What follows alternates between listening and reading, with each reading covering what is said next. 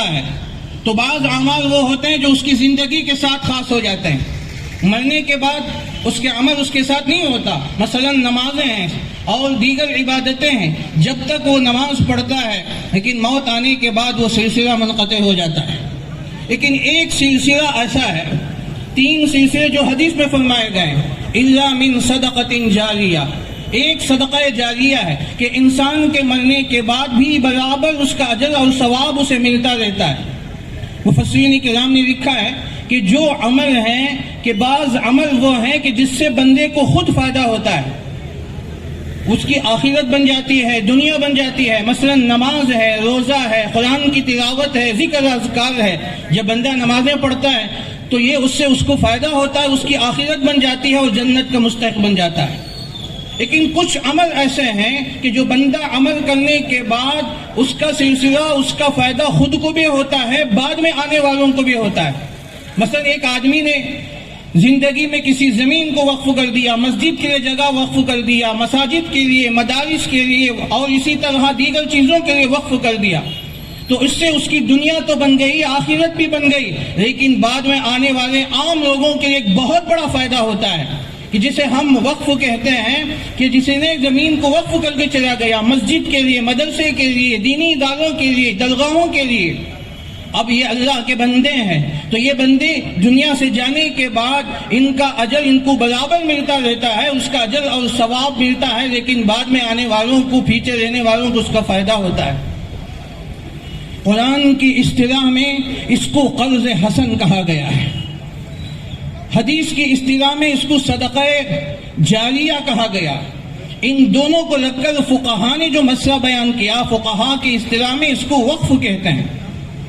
اب اس کے مستقل مسائل ہیں، علماء نے اس کے وقف بیان فرمائے. میرے دوستو، ہمارے علماء نے اور ہمارے اکابرین نے آج سے کوئی 100 سال پہلے اور اسی طرح 200 سال پہلے، 50-60 سال پہلے زمینوں کو وقف کر کے چلے گئے. یہ زمینیں مسجدوں کے لیے ہیں، یہ مدارس کے لیے ہیں، مدارس کے لیے ہیں، دینی اداروں کے لیے. ایسی پوری دنیا میں بلکہ پورے ہندوستان کے اندر ایسے سینکڑوں زمینیں ہیں جو کئی ملکیت کے مالک ہیں، تو یہ انہوں نے وقف کر کے چلے گئے. میرے دوستو، تو اب یہ جو سلسلہ صحابہ کرام رضوان اللہ علیہم اجمعین سے شروع ہوا ہے، تو صحابہ کرام نے اس کام کو شروع فرمایا، تو آج تک یہ سلسلہ ہے اور آئندہ بھی یہ سلسلہ جاری رہے گا.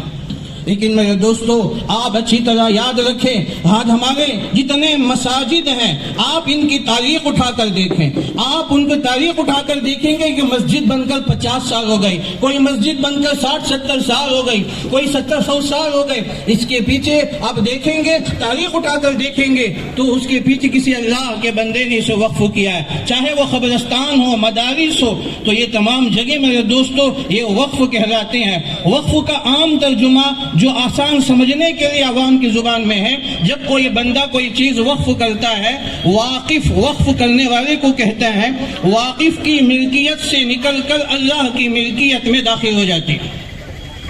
مثلا کسی نے کہا کہ یہ زمین یہ اللہ کے لیے ہے، مسجد کے لیے ہے، مدرسے کے لیے ہے، تو اب اس کی ملکیت سے نکل کر اللہ کی ملکیت میں آ گئی اور قیامت تک وہ اسی کی ملکیت میں رہے گی. میرے دوستو، یہ اللہ کی ملکیت ہے، اللہ تبارک و تعالیٰ کی یہ زمین ہے. اللہ تبارک و تعالیٰ نے ان کے بندوں کو متعین کیا ہے کہ اس کی حفاظت کی جائے. لیکن افسوس کہ اب جو موجودہ حکومت ہے کہ ان کے اوپر نظر پڑی ہوئی ہے اور وہ چاہتی ہے کہ وہ ہم سے ملکیت کو چھین لے، اس لیے کہ وہ جانتے ہیں ہزاروں نے کروڑوں کی پراپرٹیاں، کروڑوں کی زمینیں آج ہندوستان کے اندر پڑی ہوئی ہیں. تو اس نے ایسا بل انہوں نے پاس کیا ہے تاکہ ان تمام کو قبضہ کر لے، ہڑپ کر جائے. یاد رکھے، موجودہ حکومت یاد رکھے، ہم ان سے کہتے ہیں کہ ہم کسی بھی حال میں یہ پوری زمین تو دول کی بات، ہم ایک اینٹ زمین بھی ان کو دینے کے لیے تیار نہیں ہوں گے. یا اگر چاہے وہ جتنے چاہے قانون بنا لے، جتنا چاہے اسمبلی میں وہ بات کو پیش کر لے، چاہے وہ آگے بڑے عہدوں میں جا کر اپنی بات کو پیش کر دے، لیکن میرے دوستو ہم ایک اینٹ بھی دینے کے لیے تیار نہیں ہوں گے. ہم وہ مسلمان ہیں تو ہم سر جھکانا نہیں جانتے، سر کٹانا تو جانتے ہیں.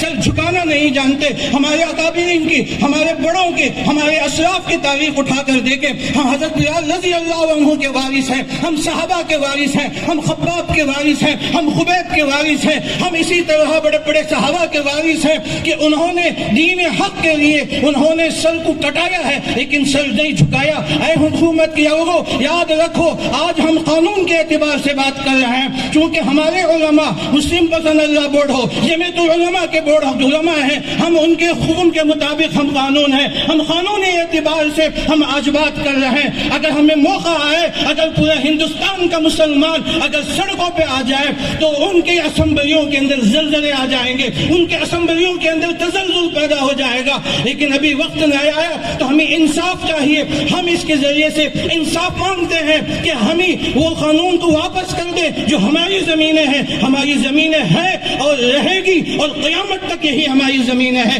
جو مساجد کے لیے ہیں، مدارس کے لیے ہیں، خانقاہوں کے لیے ہیں اور اسی طرح جگہوں کے لیے ہیں. ہم ایک اینٹ پہ ابھی چھیڑنے کے لیے تیار نہیں. میرے دوستو، آج ہم اپنی حکومتیں جو عہدوں پر ہیں، ہم نے یہ عہدے ہمارے ووٹوں کی بنیاد پر دیے ہیں. یاد رکھو کہ جب ووٹ لینے کا وقت آتا ہے وہ ہمارے گلیوں پہ آتے ہیں، ہمارے گھروں پہ آتے ہیں. ووٹ مانگ مانگ کر تمہیں یہ کرسی دی گئی ہے، یہ ان کرسیاں جو تمہیں ملی ہے تو ہمارے ووٹوں کی بنیاد پر ہے. ہم نے تمہاری جھولیوں میں بھیک ڈالے ہیں. اگر تم نے ان عہدیوں کا ان کرسیوں کا عہدہ اگر فائدہ غلط اٹھائے تو ہم کبھی تیار نہیں ہیں. میرے دوستو، ان جدائز کا مقصد یہی ہے، احتجاجی جلسوں کا مقصد یہی ہے. ہم آپ لوگوں سے انصاف مانگتے ہیں کہ یہ قانون واپس لے لیا جائے. ہم کسی بھی طرح سے اس کو برداشت نہیں کریں گے. تو ہم آپ کے ذریعے سے اپیل کر رہے ہیں، اس جلسوں کے ذریعے سے اپیل کر رہے ہیں کہ یہ قانون کسی بھی طرح ہم منظور نہیں ہے. اللہ تبارک و تعالیٰ نے ہمیں ایمان دیا ہے، ہم ایمان والے ہیں. ہم اللہ کے حکم کے ایک ایک قانون کے ہم پورے عمل کریں گے. اور یہ جو قانون اللہ کا ہے، من ذا الذی یقرض اللہ قرضا حسنا فیضاعفہ لہ اضعافا کثیرا، ہمارے اکابرین نے، ہمارے اسلاف نے ان زمینوں کو وقف کیا ہے. ہماری اس کی حفاظت کرنا ہے ہماری ذمہ داری ہے. یہ ہمارے سے ہم منا رہے ہیں، ہم اکابر کے اشاروں پر بدل رہے ہیں کہ ہمارے اکابرین کا اشارہ ہے، ہم اشارے کی بنیاد پر چل رہے ہیں. اگر وقت آ جائے تو ہم اپنی گردن کٹانے کے لیے بھی تیار ہو جائیں گے، لیکن ہم اپنی زمین کسی بھی حال میں تمہیں دینے کے لیے تیار نہیں ہے. میرے دوست